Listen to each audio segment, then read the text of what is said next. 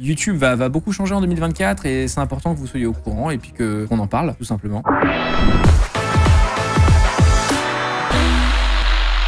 On a un nouveau truc d'IA de YouTube. Concrètement, ce qui est important à savoir, c'est que YouTube va sortir des grosses features en 2024 qu'ils ont annoncé là. Et une de ces features, notamment, c'est le bouton s'abonner à la chaîne Hardis TV qui est juste en dessous de cette VOD si vous regardez en replay. La plupart des gens regardent Hardis TV mais ne sont pas abonnés. Et si vous l'étiez, on serait déjà à 100 000 abonnés. Donc abonnez-vous, ça suffit. Concrètement, il y avait une première feature dont je vais vous parler juste après, mais là je vais vous parler de ce qu'ils ont annoncé en premier. C'est une nouvelle feature qui s'appelle Dream Track. On regarde tout de suite à quoi ça ressemble. Je vais vous chercher The Videos. Ça permet de faire de la musique en IA pour des vidéos YouTube et des shorts avec la voix de vrais artistes qui ont accepté de se faire sampler par l'IA. C'est absolument délirant. Et on va voir à quoi ça ressemble un YouTube accéléré par l'IA en 2024.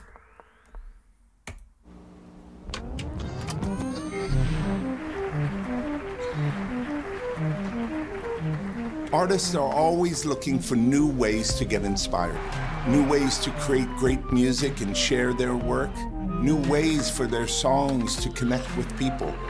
Technology is and has always been a close collaborator in this. Now, AI tools are opening up a new playground for creativity. We're experimenting with new ways to let artists, songwriters, and producers instantly hear their ideas. New ways to use technology to help them create music. Like singing a melody to create a horn section.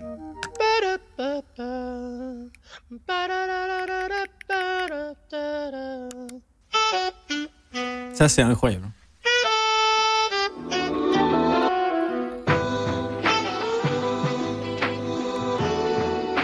We're also starting to bring these possibilities to creators and fans with a new experiment called Dream Track.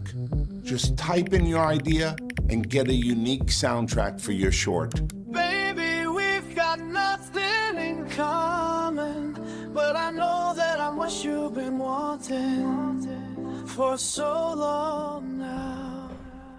The potential of AI is incredibly exciting. But with any new technology, we have to approach it responsibly, and that's not lost on us. It starts by recognizing that artificial intelligence is meant to amplify human creativity, not replace it. That's why we published a set of principles that include granting appropriate protections and unlocking new opportunities for artists. And we're partnering with some of the most creative people on the planet to make sure AI will have a positive impact on the future of music.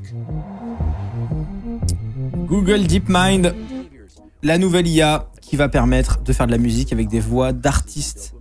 Je trouve ça absolument insane. Beaucoup de gens dans le chat ont une première réaction en disant c'est horrible pour les artistes et tout. Non, ça va être incroyable pour les artistes. Pour une raison simple, ils vont toucher des droits d'auteur sur chaque chanson que vous générez. La moindre vue faite sur une chanson que vous avez générée avec eux, ils vont toucher des droits dessus. Allô ?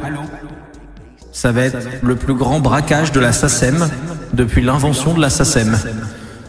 Vraiment, ça va être un braquage. Pour les artistes, ça va être un braquage absolu. Parce que, imaginez, alors là j'imagine pour les connus, mais ça va aussi aider les moins connus.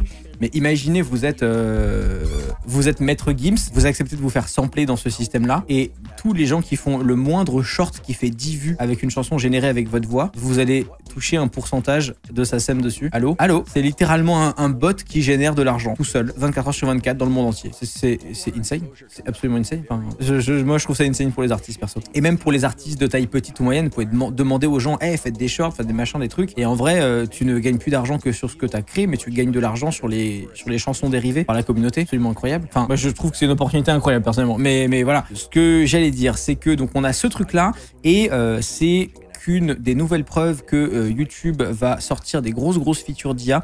Ils avaient déjà annoncé il y a un mois ou deux qu'on aura en 2024 les doublages par IA. Donc on va pouvoir avoir des vidéos, moi mes vidéos en français, je vais pouvoir à partir du premier trimestre 2024 les doubler automatiquement dans d'autres langues et les proposer, l'algo les proposera à des gens d'autres pays. Et ça pareil, ça va être grosse opportunité. Moi je le prends de manière très positive, de toute façon je suis d'un naturel optimiste. Ce que je trouve intéressant, c'est de voir que YouTube va être vraiment bouleversé par l'IA en 2024 avec toutes ces features qui sont annoncées et qui vont sortir. Et ça veut dire que potentiellement, votre usage de la plateforme va être aussi bouleversé parce que vous allez peut-être entendre des chansons de vos artistes préférés qui sont pas chantées par eux, mais chantées par l'IA. Donc vous allez entendre des trucs un peu nouveaux d'artistes connus. Ce qu'on a vu aujourd'hui qui était plutôt fait par des indépendants sur TikTok avec des IA et tout. Là, ça va être vraiment de manière scalable. Plein de gens vont pouvoir le faire super facilement. Vous allez peut-être vous mettre à regarder des YouTubeurs qui sont n'importe quoi, mais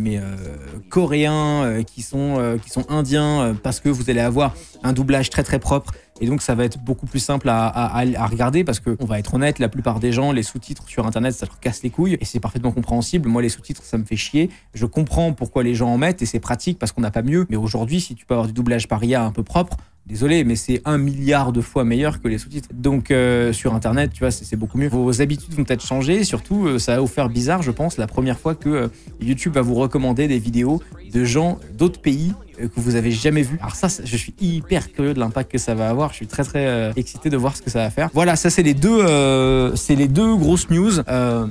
Du côté de YouTube, une qu'on avait déjà couvert et DreamTrack, ce nouveau truc. Maintenant, on peut en parler un petit peu ensemble, 10-15 minutes, voir ce que vous en pensez tout simplement. Comment ils vont faire des bons doublages en 1 an alors que les sous-titres sont... les sous-titres sont très précis, déjà. Les sous-titres, c'est beaucoup mieux qu'avant. Et parce qu'il y a des modèles aujourd'hui de doublage qui sont sortis. On a déjà passé les vidéos en live. Les modèles de doublage par IA, c'est extrêmement convaincant. Je prédis une uniformisation industrielle des styles de production. Il n'y aura rien de nouveau. Simplement un nivellement par le milieu de toutes les créations. Pourquoi? From Doug, pourquoi? Je trouve ça un peu dommage parce qu'au-delà de la langue, les accents, les intonations, tout ça, ça fait aussi partie de la personnalité des gens qu'on suit. Oui, mais plein de gens regardent et écoutent des trucs doublés, tu vois. J'ai essayé sur des conférences tech, la traduction anglais-français est pas folle. Bah, ça dépend de la personne qui a fait le... Ouais, faudrait que je vois la vidéo, mais c'est juste ce que tu vas dire. Les sous-titres, c'est cool pour les malentendants. Oui, bah c'est leur usage principal, ouais. Plus 1, on sait que le machine learning fait une grosse moyenne et exacerbe les biais existants. Mais là, il n'est pas question de ça, parce que la vidéo, elle aura été créée par un créateur. C'est pas l'IA qui va créer la vidéo, elle va simplement la traduire et la doubler. Donc en fait, on s'en fout. L'IA ne va pas induire le contenu, pas encore en tout cas. Disons que je vous implore d'un truc, c'est de ne pas avoir la take par défaut de chose nouvelle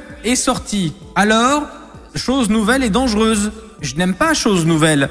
Pitié, n'ayez pas cette take. Après, vous pouvez être contre pour plein de raisons et tout, mais n'ayez pas cette take. En vrai, je pense que vu la qualité du YouTube français, les gros YouTubeurs français ont vraiment un truc à jouer par rapport à certaines autres nations. Je me rends pas compte de la qualité du YouTube français par rapport à d'autres pays parce que je les connais pas tous bien. Il y a que le YouTube américain et le YouTube français que je connais vraiment très bien.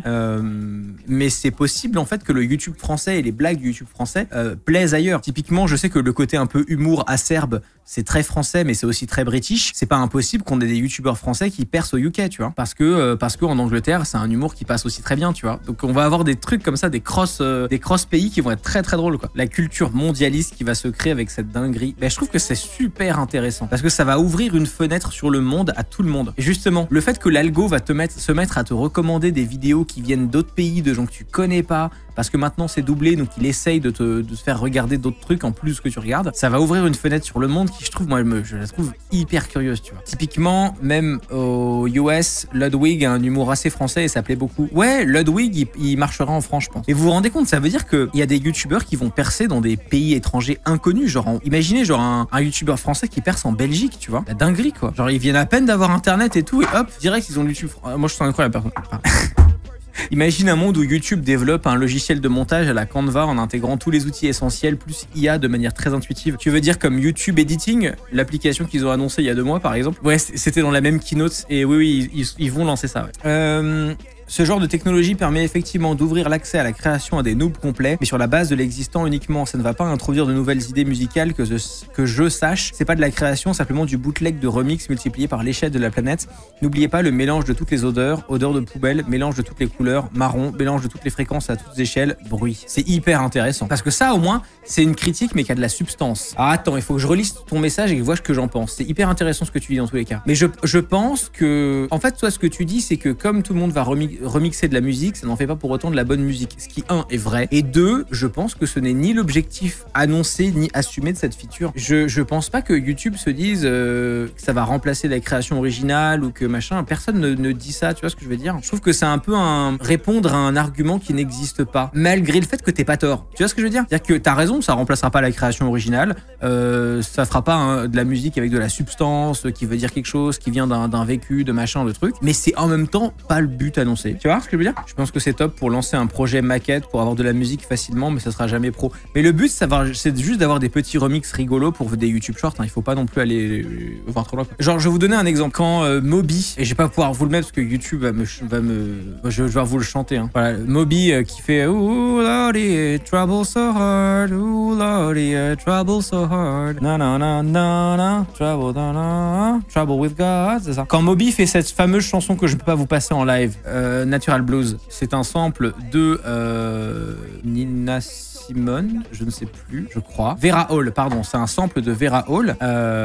Et concrètement, pourquoi est-ce que c'est différent de ce que va faire l'IA? Parce que quand Moby sample Vera Hall pour faire ce truc-là qui devient un tube interplanétaire, et ben en fait, il met sa propre patte, il met un truc qui a aussi la réflexion de son époque, dans la musique électronique, dans machin, dans le truc. Et donc, évidemment, l'IA de YouTube ne sera absolument pas au niveau de ça. Et il y aura toujours de la création humaine, il y aura toujours du remix humain. Et je pense sincèrement que c'est très bien comme ça et c'est même vendu comme ça, tu vois. Pour le doublage, prenons simplement l'exemple de MrBeast et regardons comment son audience est folle grâce au doublage. Imaginons ceci à la portée de tous de fou. Et en fait, il y a beaucoup de gens qui se disent ouais, mais les youtubeurs français vont se faire manger par les Américains. Le temps des gens n'est pas extensible et tout. Alors ça, c'est la take avec laquelle je suis le moins d'accord. Je pense qu'on n'imagine pas, on sous-estime totalement la soif qu'il y a sur YouTube dans le monde entier pour du bon contenu. C'est-à-dire que vraiment, vous êtes pas prêts, hein. Si un Squeezie peut aller chercher jusqu'à 15 millions de vues par grosse vidéo qui pète, tu vois, il va pouvoir aller chercher du 40 sans problème, hein, avec les autres pays, sans aucun problème. Il n'y a pas assez de bon contenu sur Internet, factuellement, enfin statistiquement, vraiment.